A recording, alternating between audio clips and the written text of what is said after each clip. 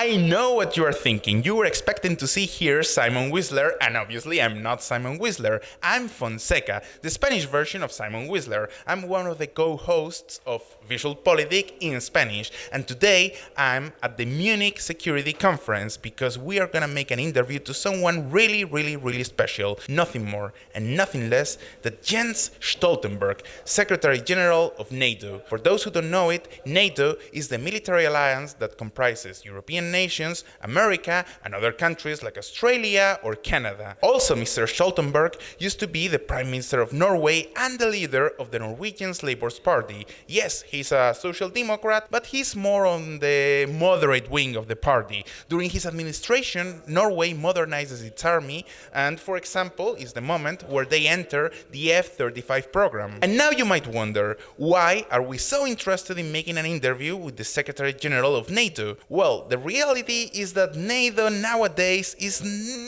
not having a really good moment. It feels like most of the member countries wanted to disappear. Last year, Turkey signed an agreement with Russia to buy weaponry from them, and that's surprising given that Russia used to be the antagonist of NATO. But that's not the only problem.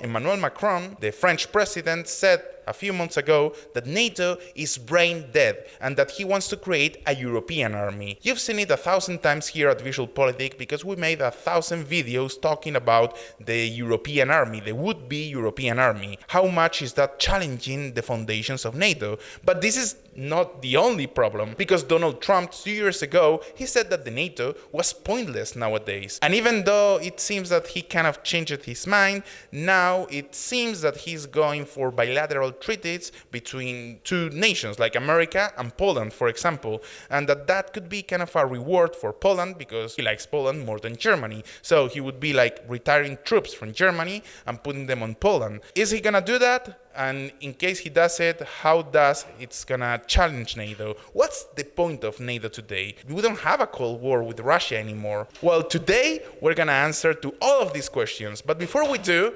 no, this time we're not gonna take a look back at the history. We're gonna speak to Jens Stoltenberg. See you now.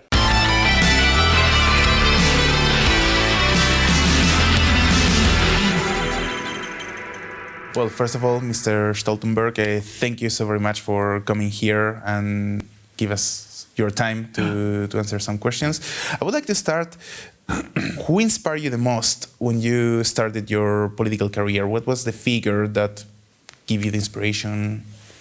You know, it's hard to point at one specific figure, but I think that the society I saw in Norway and the Nordic model, where we try to do things together, where we are trying to have a high level of equal distribution of wealth, but at the same time give people the chance to get education and to develop their own lives.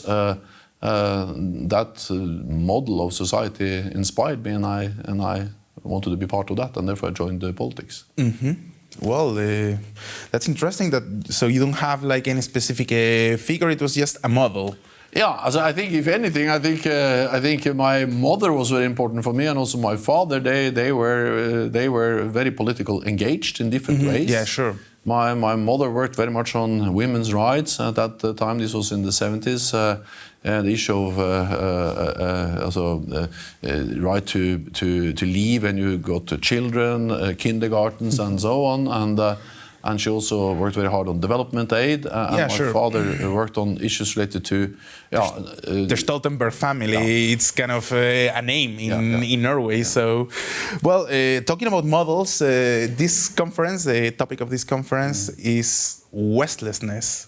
Is how the Western model is kind of losing its grip. So I would like to ask you, what's the role of a Western military alliance in a Westless world? Well, the role or the task of NATO is to preserve peace. So the reason why NATO exists is to prevent war.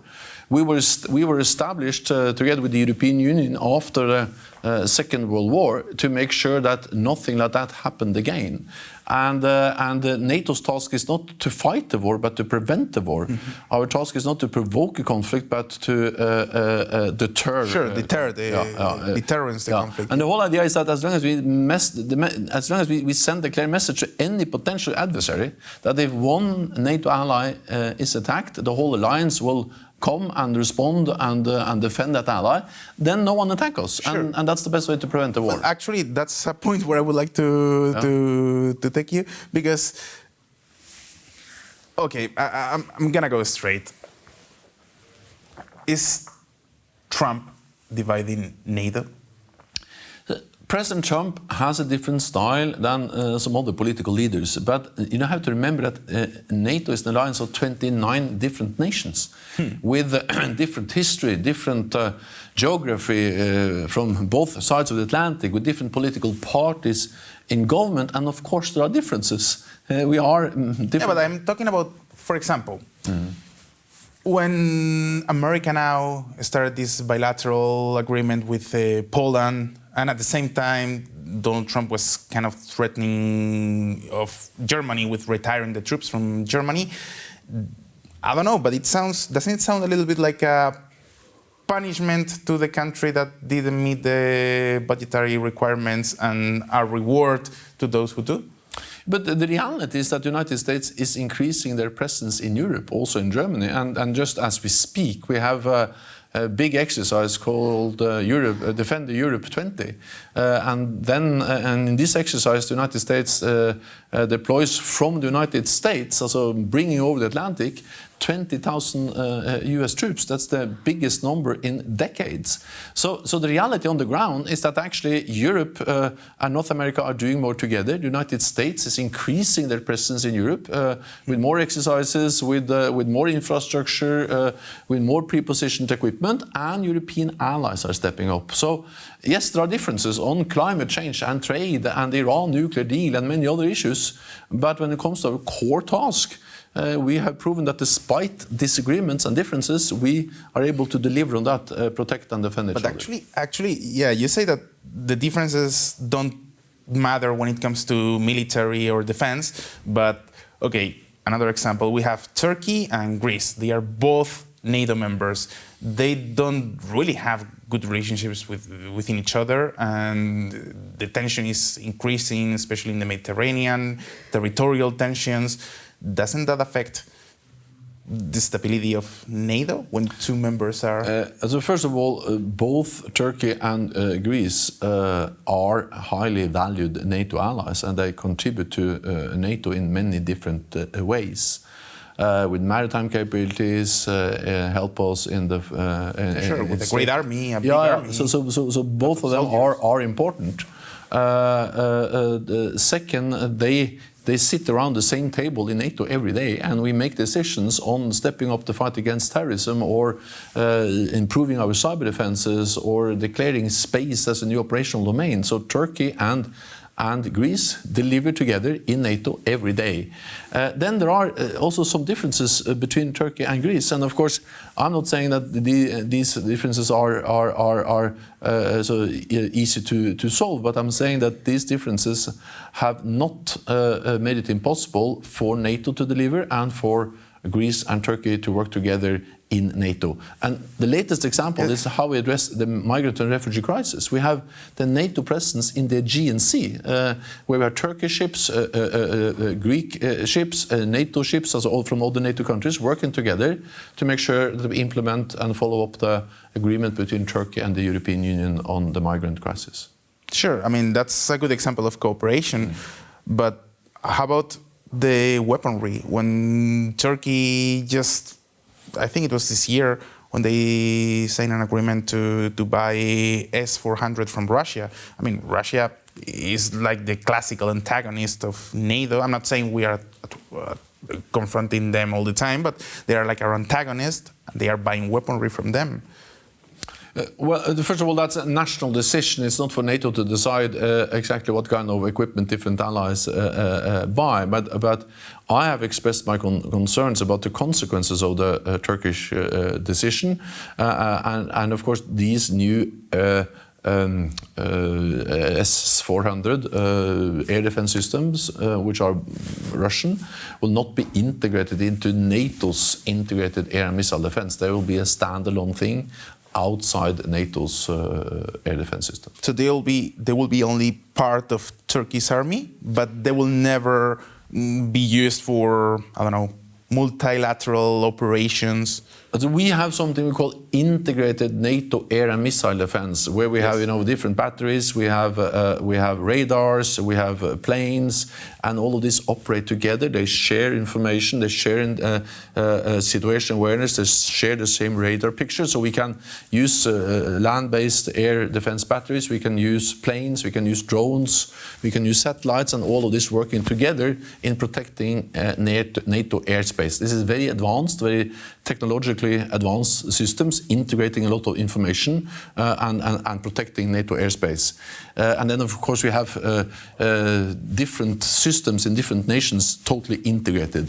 So what I'm saying is that the Russian S-400, which will then be deployed or which Turkey has acquired, will not be part of that, will not be integrated into the integrated. Sorry to interrupt you for a moment, but I'm just curious.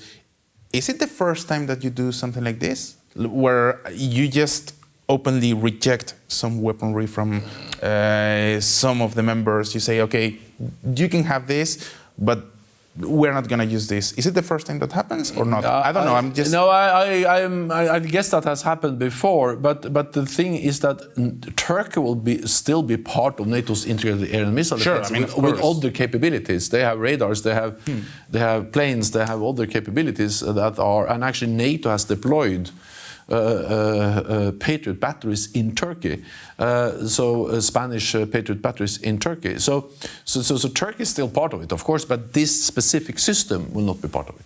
Okay. But let me also add, Turkey has not asked for it either.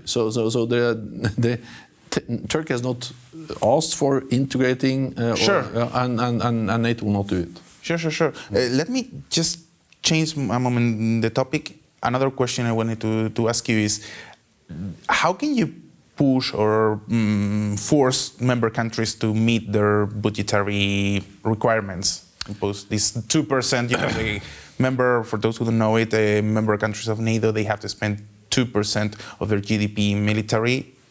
How? Well, what we do is that we remind them of the commitment they all made. This was 29 allies, actually at that time it was 28 allies deciding in Wales, in the United Kingdom in 2014, that we had to invest more in defense. Also, I have been a politician for many years, and I understand that most politicians, they would like to spend money on healthcare, on infrastructure, on education instead of defense. And after the end of the Cold War, after the dissolution of the Warsaw Pact... but like I'm talking about, is there any specific measure? Well, the most important message we have is to tell them that this is an obligation they have made to all other NATO allies. And the reality is that NATO allies are now stepping up. They are delivering on the promise they have made. Because after years of cutting defense spending, now all allies are increasing defense spending, and more allies meet the target of spending 2% of GDP on defense, and the majority of allies have plans in place to meet that target. Sorry, I would like to now change totally the topic of conversation because we're running out of time.